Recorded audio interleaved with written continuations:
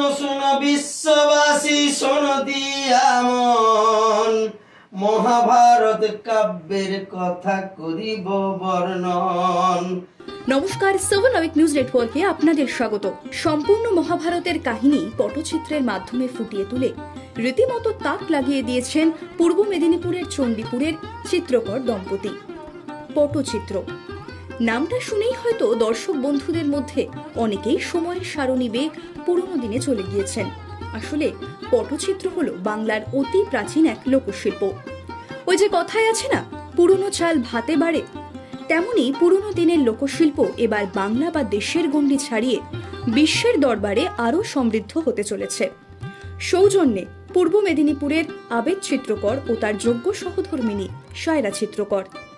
চিত্রকর দম্পতি সহ মোট 5 শিল্পীর নিখুঁত তুলির টানে পটচিত্রে ফুটে উঠেছে আস্ত মহাভারতের কাহিনী।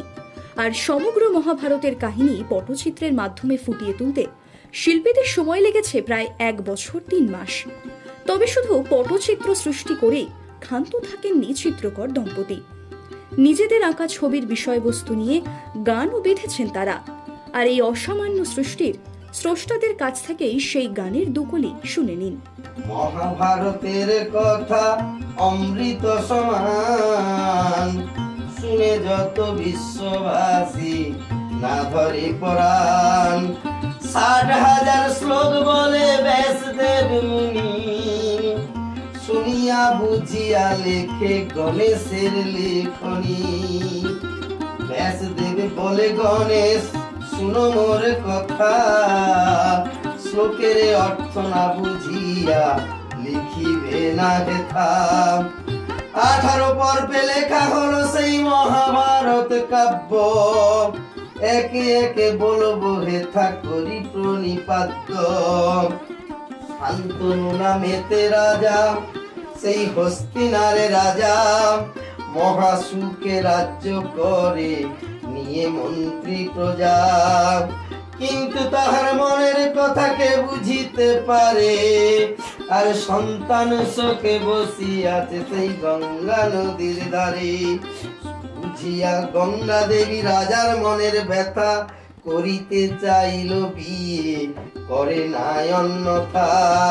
শান্তনু আর গঙ্গা দেবীর হইল যে এক শর্ত, বলে আমার কাজে দিলে বাধা ছেড়ে যাব মর্ত। শান্তনুর বিয়ে হলো সেই গঙ্গা দেবীর সনে, আনন্দিত হলো প্রজা আর সভাসদ গণে।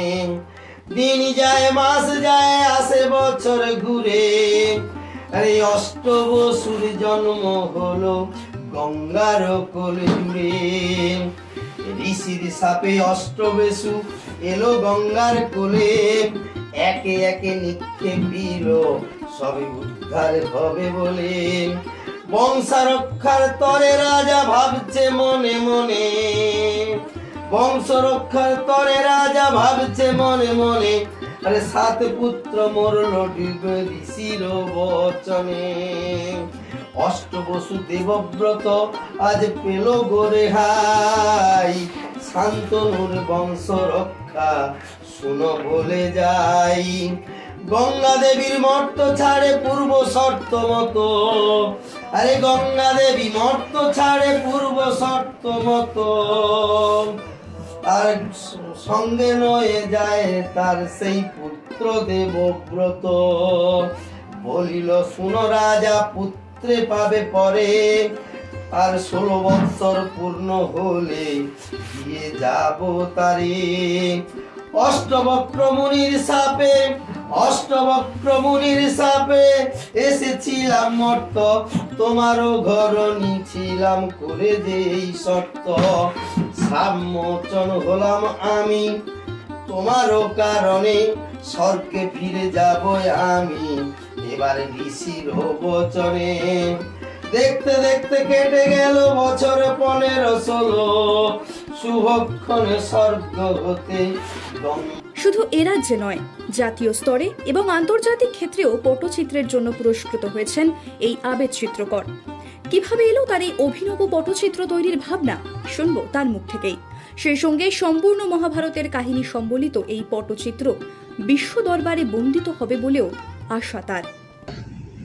মহাভারতের বিভিন্ন টুকরো টুকরো কাহিনীগুলোকে নিয়ে এক একটি পটচিত্র তৈরি করেছে, যেমন দাতাকর্ণ, অর্জুনের লক্ষ্যভেদ, ভীষ্মের সরসজ্জা বা দ্রৌপদীর বস্ত্রহরণ, দ্রৌপদীর স্বয়ম্বর শোভা, এই ধরনের ছোট ছোট টুকরো টুকরো কাহিনীগুলোকে নিয়ে আমরা পটচিত্র করেছি বা আমাদের পূর্বপুরুষরাও করেছে। কিন্তু আমার মাথায় এক ক্রিয়েটিভ চিন্তাভাবনা থেকে আজকে সম্পূর্ণ মহাভারতের যে পটচিত্র আমরা তৈরি করেছি, সেই সম্পূর্ণ মহাভারত তৈরি করতে আমাদের সময় লেগেছে প্রায় 1 বছর 3 মাস। এই 1 বছর 3 মাসে আমরা 5 জন শিল্পী মিলে এই সম্পূর্ণ মহাভারতটি তৈরি করেছি। আন্তর্জাতিক গবেষক সম্মানীয় চিত্তরঞ্জন মাইতি মহোদয় এই পটকে আন্তর্জাতিক স্তরে নিয়ে যাওয়ার জন্য বিভিন্ন রকম গবেষণামূলক কাজ করছেন এবং তিনি ব্যক্ত করেছেন যে ভারতবর্ষ কেন বিশ্বের মাঝে এমন দীর্ঘতম পট আজও পর্যন্ত তিনি দেখেন। তাই বিশ্ব দরবারে বন্দিত হতে চলেছে আমাদের তৈরি সম্পূর্ণ মহাভারত। বাংলার অতি প্রাচীন শিল্প যেন এভাবেই আরো সমৃদ্ধ হয়, সেই কামনাই রইল আমাদেরও। পূর্ব মেদিনীপুর থেকে মদন মাইতির রিপোর্ট, 7 আওয়ার নিউজ নেটওয়ার্ক। আরও বিভিন্ন খবরের আপডেট জানতে হলে 7 আওয়ার নিউজ চ্যানেলটিকে সাবস্ক্রাইব করতে ভুলবেন না, কারণ আপনাদের একটা সাবস্ক্রিপশন আমাদের কাছে অত্যন্ত মূল্যবান। জয় হিন্দ।